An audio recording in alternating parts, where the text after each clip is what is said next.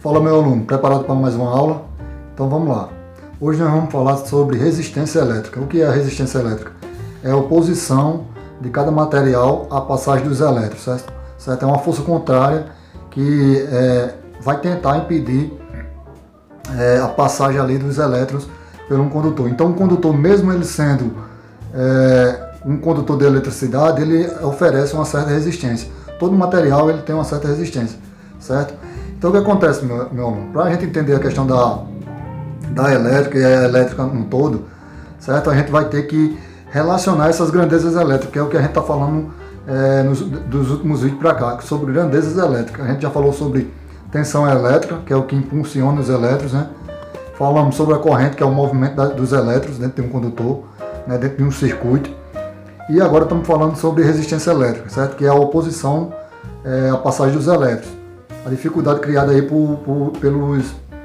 pelos condutores. Depende de cada material, vai ter uma resistência a mais, certo? E ainda vamos falar também sobre uma quarta grandeza, que seria a potência elétrica. Então a gente vai fechar a sequência de grandezas elétricas falando de tensão, corrente, resistência e também potência elétrica, potencial elétrico, certo? Então, quando a gente chegar nessas quatro grandezas aqui, fechar, a gente vai pegar a lei de Ohm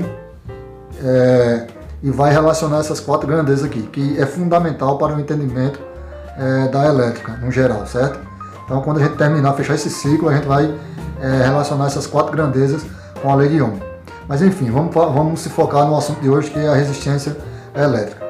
Vamos imaginar, meu aluno, que o condutor, né, influencia diretamente na questão da resistência elétrica. Por quê?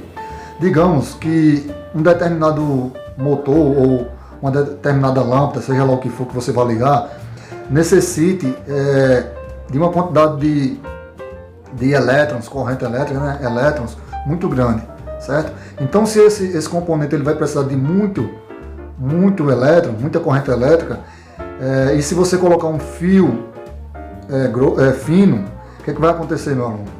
Os elétrons eles vão se atritar, certo? Eles vão criar um atrito ali dentro daquele circuito e vão começar a aquecer o fio. Por quê? Porque é muita corrente para pouco espaço. É como se numa casa de show tivéssemos apenas uma porta, certo? E cada pessoa que estivesse lá, várias pessoas que estão lá dentro daquela casa de show são elétrons. E de um momento para outro acontece um acidente lá dentro, né? Como se estivesse pegando fogo em algo. E todas essas pessoas ao mesmo tempo estivessem tentando sair pela essa única porta. O que ia acontecer? Ia imprensar ali, né? E essas pessoas iam passar se esfregando uma na outra ali, tentando salvar suas vidas. Então é a mesma coisa que acontece com a corrente elétrica, né? Quando nós temos uma alta corrente elétrica que está sendo exigida por um componente que está consumindo essa corrente, e o fio é fino, acontece justamente isso. O fio é fino e está passando muita corrente por aquele fio, então o atrito é maior, né? Quando eles mais se atritam, esquenta mais, por isso que pode chegar até o ponto de esse fio derreter, porque vai aquecer tanto que ele vai derreter. Então, para um circuito que demanda muita corrente elétrica, é necessário colocar um fio mais grosso. Você pode prestar atenção que no fio que liga a bateria ao motor de partida,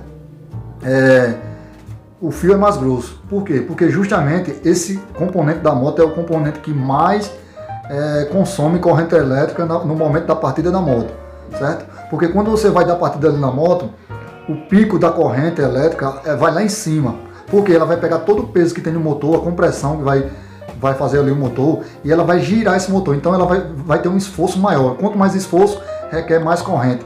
Com isso, o fluxo de corrente ali naquele fio é maior. Se você botar um fio fino ali, aquele fio vai derreter, ele não vai aguentar a corrente que passa por ele. Por isso que esse fio do motor de partida, ele é mais grosso. Então, por aí já deu para você entender o que a corrente elétrica está relacionada, né? A corrente elétrica, ela os elétrons, cada vez que existe mais corrente, o fio tem que ser um pouco mais grosso. Ou seja, quando a gente tem a oposição do material, a resistência elétrica do material, um determinado material, o que é que acontece? É como se você tivesse com o seu carro né, em plena Avenida Paulista, e essa Avenida Paulista tivesse um congestionamento de vários quilômetros. Se você for pegar seu carro e tentar passar entre os carros, você vai conseguir? Você não vai conseguir. Por quê? Porque está congestionado, né? Então é como se fosse isso aí, o elétrico fosse no carro ali, né? E outros carros lá no meio, num congestionamento.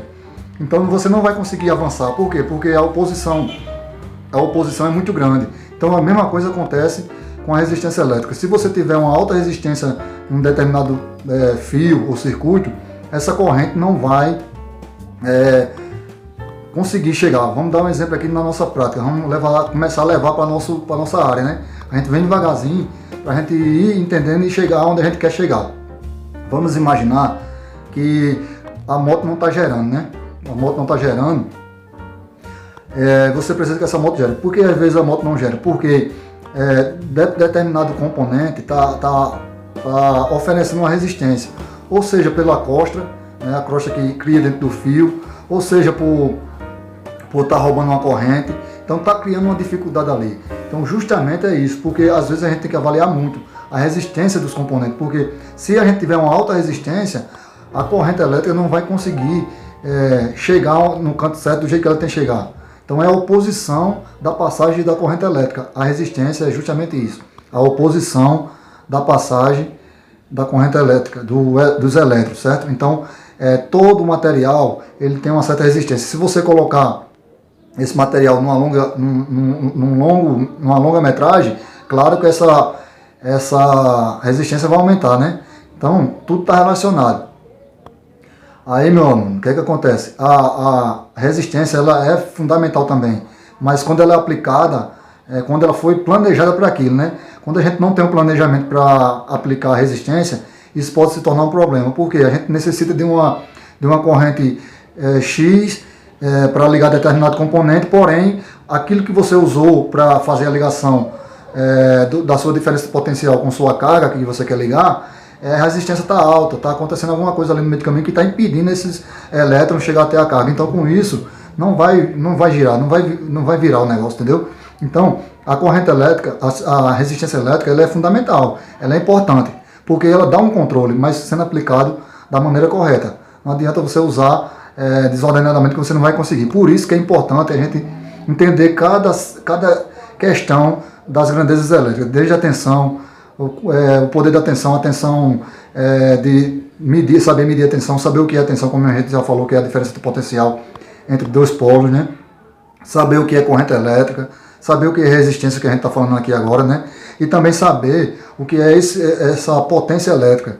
Quando a gente relacionar esses 4 fundamentos aqui, meu aluno, aí você vai ter a sua base principal, né, do seu aprendizado de elétrica.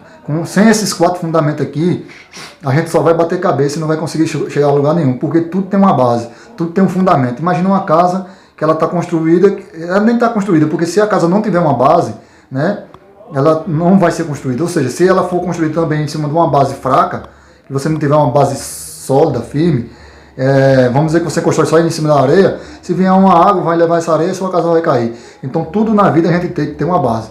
A nossa base de aprendizado de elétrica é justamente essa, as grandezas elétricas, e daí a gente vai aprofundando nossos estudos. Não adianta a gente pegar pelo meio que a gente não vai conseguir chegar a lugar nenhum, tá bom? Então esse é mais um vídeo, espero que vocês tenham gostado e até o próximo vídeo.